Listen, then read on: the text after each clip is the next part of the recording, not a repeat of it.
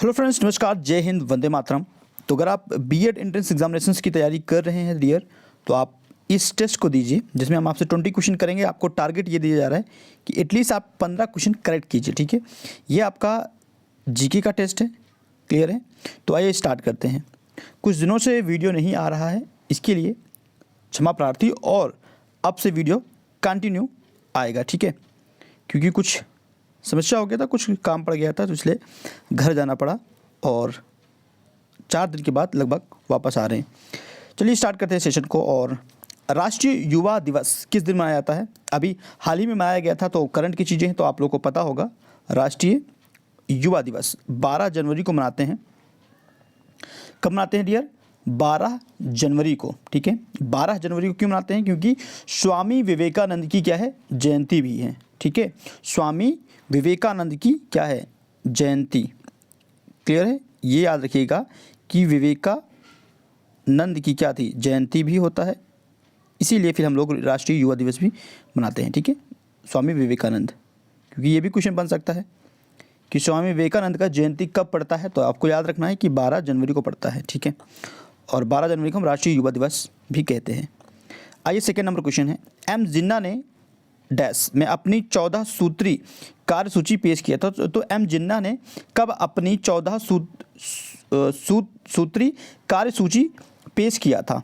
इन्होंने जो पेश किया था वो किया था 1929 में। ठीक है, 1929 को एम जिन्ना ने दिल्ली में आयोजित मुस्लिम लीग परिषद अधिवेशन में अपनी 14 प्रमुख बातें रखी थी। ठीक है, कितनी बातें? 14 प्रमुख बातों को रखा गया था एम जिन्ना के रूप में। ठीक है, क्लियर है? नेक्स्ट क्वेश्चन है आपका थर्ड, वन्य जीव संरक्षण अधिनियम 1972 के अधीन किस जीव का संरक्षण किया जाता है? एक तो क्वेश्चन आपको यहाँ से याद रखना है कि वन्य जीव संरक्षण अधिनियम कब आया था? तो आया था 1972 में। ये अभी के लेटेस्ट वीडियो में लेटेस्ट एग्जाम में पूछा गया था। ये है यूपी टेट में आया था।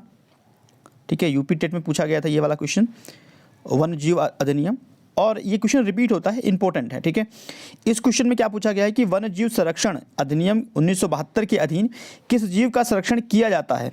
तो किस जीव का संरक्षण हम लोग करते हैं? किसका करते हैं डियर? शाही का। क्यों? क्योंकि यह जो प्रजाति है यह विलुप्त होने की कगार पे आ गया है। ठीक है, क्लियर हुआ? शाही। नेक्स्ट क्वेश्चन है आपका, भारतीय संविधान के अनुच्छेद में यह घोषणा किया गया है कि इंडिया अर्थात भारत है। क्या है माय डियर फ्रेंड्स? देखो, ये जो वाक्य बोला गया है ये बोला गया है, अगर हम बात करें अनुच्छेद 1 से लेके 4 के बीच में। ठीक है, अनुच्छेद 1 से लेके 4, और अनुच्छेद फर्स्ट में ये बोला गया है। ठीक है, अनुच्छेद फर्स्ट में ये बोला गया है कि भारत क्या है? राज्यों का एक संघ है। क्या है? राज्यों का एक संघ है। ठीक है, क्लियर हुआ? Option first. नेक्स्ट क्वेश्चन है आपका 5, मृदा के कटाव मतलब ये मिट्टी है, यहाँ पर वर्षा हुई और वर्षा की वजह से मिट्टी का क्या हुआ? कटना शुरू हो गया। ठीक है, इसी बोलते हैं मिट्टी का कटाव। तो मृदा मतलब मिट्टी होता है। मृदा के कटाव को रोकने के लिए बड़े पैमाने पे वृक्ष लगाने को क्या कहा जाता है? क्या कहते हैं इसको?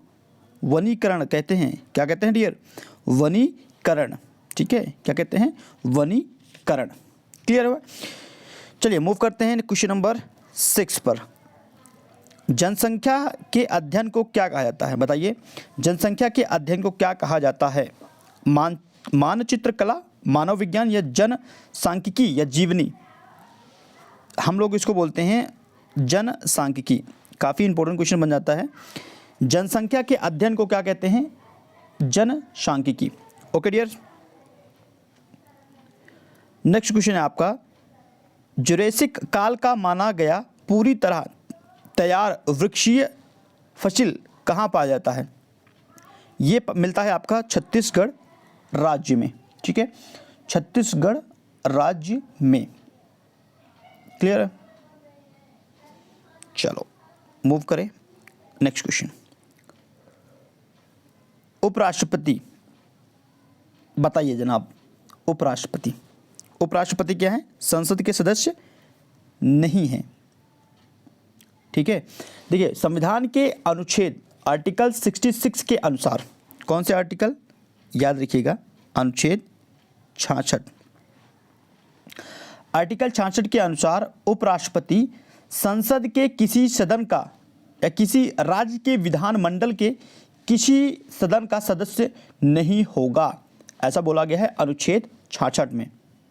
ठीक है, यदि किसी सदन के, सदन मतलब पार्लियामेंट, ठीक है, यदि किसी सदन के किसी सदन का या किसी राज्य के विधानमंडल के किसी सदन का सदस्य, कोई सदस्य राष्ट्रपति निर्वाचित हो जाता है, तो यह समझा जाता है कि उसने उस सदन में अपना स्थान उपराष्ट्रपति के रूप में अपने पद ग्रहण करने की तारीख से रिक्त कर दिया है। ठीक है, ओवरऑल एक चीज़ समझना कि संसद सदस्य नहीं होता है उपराष्ट्रपति। ठीक है, ऐसा बोला गया आर्टिकल 66 के अनुरूप में। ठीक है, क्लियर हुआ?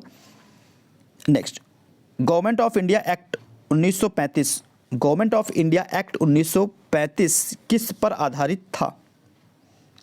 तो यह आधारित था आपका, किस पर आधारित था डियर? साइमन कमीशन पर। किस पे? साइमन कमीशन पे। ओके, जब सूर्य डैश के ऊपर होता है तब संपूर्ण पृथ्वी पर दिन और रात समान होता है।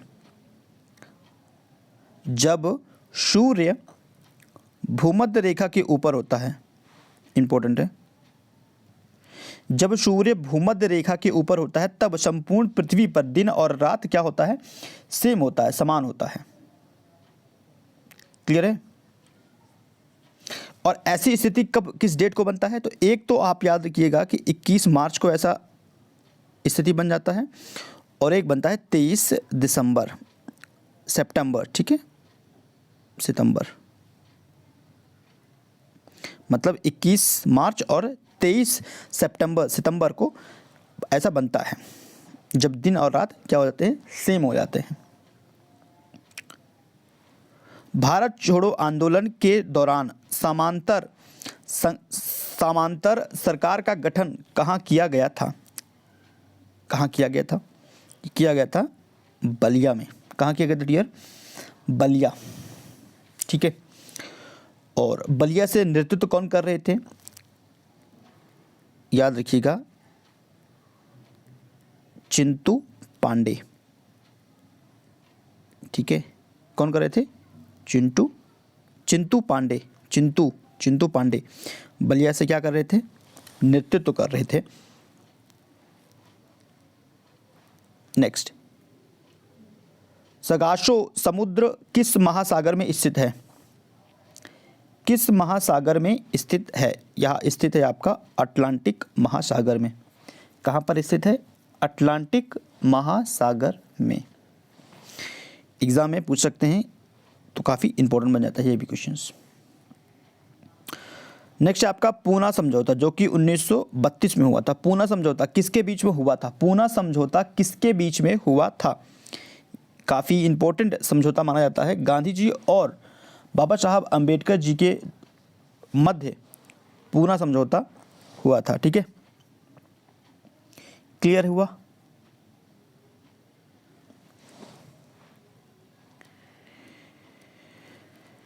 नेक्स्ट आपका वातावरण की वह परत जो रेडियो तरंगों को प्रवर्तित करती है, कौन सी है भैया? तो यह है आपका आयन मंडल। ठीक है, कौन सी है? आयन मंडल। पृथ्वी से लगभग 80 किलोमीटर की डिस्टेंस पर एटमॉस्फेयर में, वायुमंडल में आयन मंडल मिलता है हमें। ठीक है, जिसे हम आयन मंडल कहते हैं। मौलिक अधिकारों पर यथोचित प्रतिबंध कौन लगा सकता है? मौलिक अधिकार, फंडामेंटल राइट, कौन लगा सकता है? पार्लियामेंट लगा सकता है। ठीक है, संसद। मौलिक अधिकार संपूर्ण नहीं होते हैं। देखो, मौलिक अधिकार संपूर्ण नहीं होते तथा वे सार्वजनिक हितों की रक्षा के लिए आवश्यक उचित प्रतिबंधों के अधीन होते हैं। 1973 की बात है। तो 1973 में केशवानंद भारती बनाम केरल सरकार के मामले में सर्वोच्च न्यायालय ने अपने 1967 के पूर्व निर्णय को रद्द करते हुए निर्णय दिया कि मौलिक अधिकारों में संशोधन किया जा सकता है। मौलिक अधिकारों को संसद के प्रत्येक सदन में 2/3 बहुमत से पारित संवैधानिक संशोधन के द्वारा बढ़ाया या हटाया जा सकता है। समझ में आ गया? तो मौलिक अधिकारों में जो प्रतिबंध ये था कि हम इसमें संशोधन नहीं कर सकते हैं, वो 1973 में केशवानंद भारती बनाम केरल सरकार का जो मामला था उसमें सर्वोच्च न्यायालय में आपने स्टेटमेंट दिया था। कब दिया था? 1967 में। ठीक है, 1967 में पार्लियामेंट ने कहा था ये। और केशवानंद जो केस था, ये केस था 1973 का। दोनों में अंतर है, 1967। क्लियर है? कुरु महाजनपद की राजधानी कौन सी थी? कुरु महाजनपद की राजधानी कौन सी थी? तो यह था भैया इंद्रप्रस्थ की राजधानी थी। ठीक है, नेक्स्ट आपका, निम्नलिखित में से कौन सा वैदिक परंपरा के साहित्य का उदाहरण नहीं है? वैदिक परंपरा के साहित्य का उदाहरण नहीं है। वैदिक उदाहरण नहीं है, पुराण। क्या नहीं है डियर? पुराण। वैदिक परंपरा के साहित्य का उदाहरण नहीं है, पुराण। 20 नंबर क्वेश्चन है, किस भारतीय राजा ने सिकंदर का विरोध किया था? किस भारतीय राजा ने सिकंदर का विरोध किया था? ये तो इजी क्वेश्चन है लेकिन इंपॉर्टेंट है। राजा पोरस। ठीक है, तो भैया सिकंदर को पंजाब के शासक थे। कहाँ के शासक थे? पंजाब। तो पंजाब के ये राजा थे और इन्होंने पंजाब के राजा थे और इन्होंने सिकंदर के साथ युद्ध लड़ा था, जिसे झेलम का युद्ध भी कहते हैं। कौन सा युद्ध कहते हैं? झेलम। झेलम का युद्ध कहते हैं, या फिर आप इन्हें हाइडे स्पीच का युद्ध के नाम से भी जानते हैं। ठीक है, तो दो नाम मोस्टली लोग कहते हैं, या तो फिर हाइडे स्पीच का युद्ध बोल दीजिए या फिर आप झेलम का युद्ध बोल दीजिए। ठीक है, तो सिकंदर और राजा पोरस के बीच में होता। पोरस पंजाब के शासक थे। पाटलिपुत्र शहर की नींव किसने रखी थी? Important questions. पाटलिपुत्र शहर का जो नामकरण हुआ था या नाम रखा था, किसने रखा था?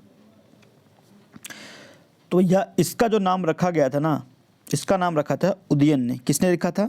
उदयन। पाटलिपुत्र शहर की नींव किसने रखा था? उदयन। ओके, उदयन। बौद्ध ग्रंथ महावंश के अनुसार की बात है ये कि अजात शत्रु के उत्तराधिकारी थे उदयन। ठीक है, इन्होंने और उदयन ने ही पाटलिपुत्र नगर की स्थापना किया था। ठीक है, सबसे प्रसिद्ध कुषाण शासक कौन था? सबसे प्रसिद्ध कौन थे? कनिष्ठ। ठीक है, कनिष्ठ। तो कुषाण शासक कनिष्ठ सबसे शक्तिशाली और सबसे फेमस। तो यहाँ पर हम लोग 20 क्वेश्चंस फिनिश करते हैं और आपका टारगेट ये है कि 15 क्वेश्चन करेक्ट करने का। ठीक है, और आप लोग कमेंट कर सकते हो आपका कितना क्वेश्चन करेक्ट हुआ है। वीडियो को आपको लाइक करना है, शेयर करना है, और अगर चैनल को सब्सक्राइब करते हो आप तो बेल आइकन प्रेस कीजिए, क्योंकि विदाउट बेल आइकन प्रेस नहीं करते हैं तो फिर आपको नोटिफिकेशन नहीं मिलेगा। Thank you for watching this video. Next video फिर से मिलते, तब तक के लिए धन्यवाद फ्रेंड्स।